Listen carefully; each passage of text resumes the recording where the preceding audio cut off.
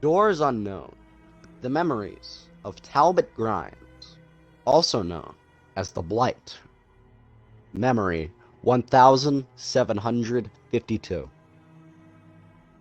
In the vast desert of rubble and crumbling columns, he sees a flower, a single flower.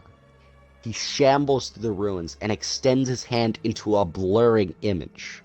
Stem and petals disintegrate before his touch. An illusion.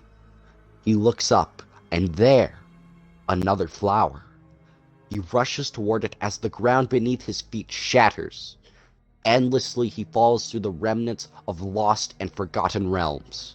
He wants it to stop. He can't take the rush of hot air and the feeling of his organs rising into his mouth. He hits the ground. Ribs jut out of his chest. Jagged bones rip through his fetid skin. Where am I? What is this place? He's in a half-remembered laboratory. He sees an emblem. The company. He remembers the wars. The Opium Wars. He remembers the prisoners and the experiments and his endless search for doorways into other realms. He found them, just not the way he thought he would. Warm blood pools around him as thousands of decaying prisoners in company fatigues grab and claw at him. This isn't happening. It can't be happening. You're dead. You're all dead. He closes his eyes. A collective roar, and the prisoners lift him over their heads and toss his broken body into a lightless dungeon. Dark, cold, lonely. He shivers and begs. One more flower. I'll do anything. Just give me one more flower. Memory 1753. Power is in the mind. The eye of the mind, as the mystics called it. The eye that lets us dream and visualize is more than we think it is. Much more. It is a key, and it opens doors. Endless doors. And the key is a secretion.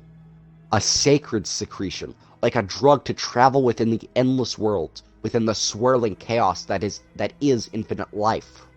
Blasphemy. Take your ideas out of this school. They belong to the devil. He takes his ideas to the company, and he says the secretion is better than opium. He tells them there is no experience like it, and he calls it the Dragon's Doorway. Makes the high from the poppy seem like cough syrup. He remembers the mystics, the unknown mystics. Mystics who chant hymns in the hopes they will die with the right vibration. Right vibration? What does it mean to die with the right vibration? It means they believe different vibrations open different doorways to realms unknown. Death opens the doorway, and the dragon carries you away. The company is interested. How would you harvest such an opioid if it's only secreted upon death? I'll find a way. And he does. Only they find him before he can complete his life's work. He vaguely remembers being bludgeoned to death and thrown in a mass grave of corrupting bodies.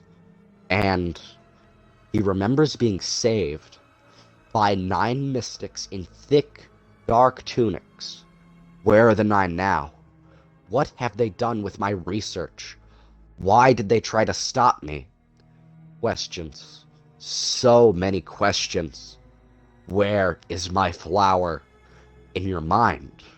He thrusts his fingers into his sockets and tears out his eyes and digs deep into his head, searching for a flower. One flower. Memory 1754. Even with no eyes, he can see. It doesn't make any sense. He clambers about the muck and grime.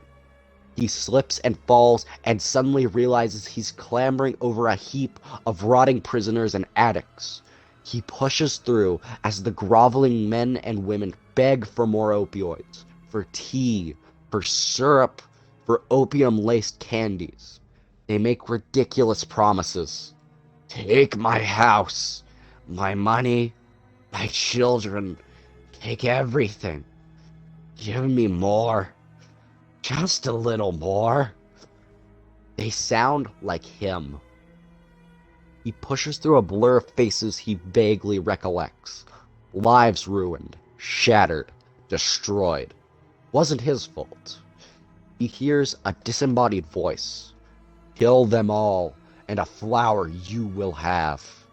He stares down at the agonizing men and women and withdraws his cane.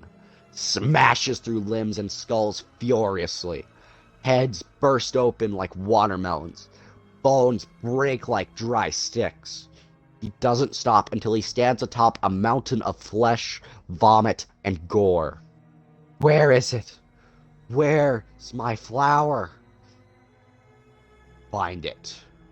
He falls to his knees and digs through the thick sludge of mangled humanity to search for a flower. Finds one. But just as he touches the flower, it withers away and disappears along with the remnants of his past. Memory 1755. Talbot. My name is Talbot. He remembers his name as he stares at 9 hooded figures approaching him. He stumbles over a crumbling pillar with strange symbols written in a language he half remembers. He remembers the school, the secret school, and the mystics and the arcane knowledge they were protecting. He was getting too close, and he wasn't ready. Humanity isn't ready. Knowledge without wisdom leads to self-destruction. He doesn't care about any of that. You condemned me. You all condemned me. Left me to wither away. A hooded figure approaches him. You condemned yourself, Talbot. You condemned yourself. The 9 hooded figures disappear as a massive dragon bursts through the ground and peers down at him with dead, black eyes. The hideousness of its face transcends anything he's ever read about, seen, or imagined. An ancient evil quickened with life. Dark life. Talbot trembles in a fog of madness that envelops him.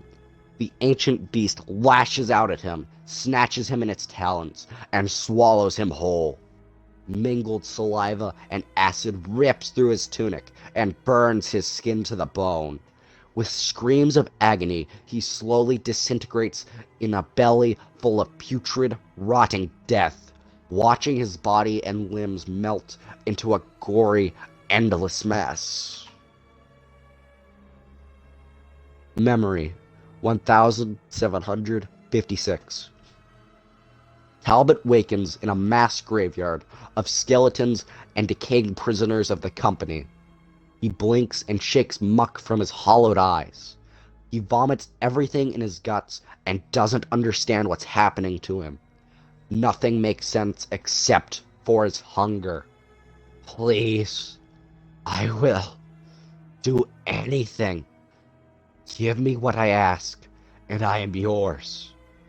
Give it to me. I need it. Vines suddenly burst through the decaying bodies and surround him. Flowers grow and bloom in all their glory.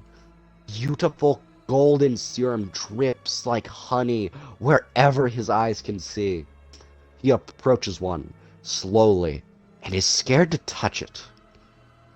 He extends his hand and touches the flower, and it doesn't wither away. He touches another, and another. Nothing happens. He goes to grab the flower, but instead, the flower grabs him. Vines like tentacles burst out and wrap around him and rip through his veins. 9 hooded figures approach him with disapproving looks. Knowledge without wisdom leads to self-destruction. They inch up to him. Be careful what you wish for, Talbot. Be careful what you wish for.